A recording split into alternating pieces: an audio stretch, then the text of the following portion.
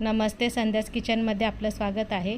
आज मी तुमच्यासोबत एक असा व्हिडिओ शेअर करते जो मला टाईमावर तुमच्यासोबत शेअर करता आला नाही, काही कारणामुळे अपलोड करता आला नाही, तर मी तो आत्ता अपलोड करत आहे।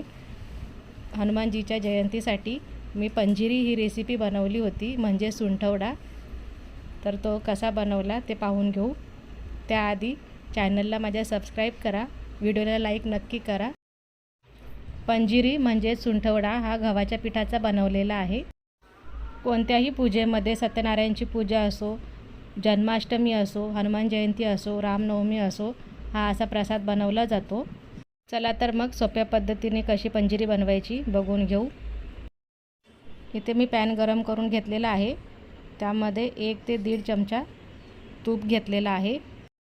इथे मी 1 वाटी गव्हाचं पीठ घेतलेलं आहे, ते छान आता यामध्ये लाल होईपर्यंत मस्त पीठ भाजून घेणार आहे।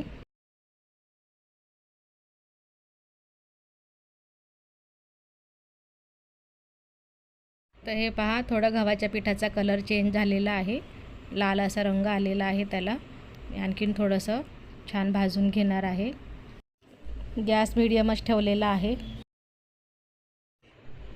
तर अशा प्रकारे मी छान पीठ भाजून घेतलेलं आहे। पीठ पूर्णपणे हलकं झालेलं आहे आणि छान असा रंग आलेला आहे त्याला, म्हणजे पीठ कच्चं राहिलेलं नाही, खूप छान भाजलं गेलेलं आहे। आता यामध्ये काजू आणि बदामचे तुकडे टाकते आणि पिठासोबत छान हलके भाजून घेते। तर हे पहा, छान असं खमंग भाजलं गेलेलं आहे, मस्त सुगंधही निघाला आहे त्याचा। आता यामध्ये मी गूळ टाकून घेते। 1 वाटी गव्हाच्या पिठाला 1 वाटी गूळ टाकायचा, पण तो जास्त होतो म्हणून मी थोडासा कमी घेतलेला आहे। तुम्हाला जसं गोड आवडेल तसं तुम्ही घ्या। आता गूळ टाकल्यानंतर छान पिठामध्ये मिक्स करून घेणार आहे। तर हे पहा, पिठामध्ये छान गूळ मिक्स करून घेतलेला आहे।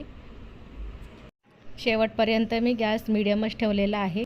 आता यामध्ये अर्धा चमचा इलायची पावडर टाकून घेत आहे आणि छान मिक्स करून घेते।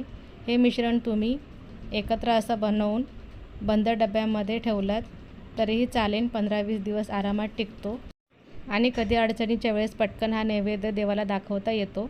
तर अशा प्रकारे मी पंजिरी बनवून तयार केलेली आहे, म्हणजे सुंठवडा। तुम्ही नक्की ट्राय करा आणि व्हिडिओला लाईक करा।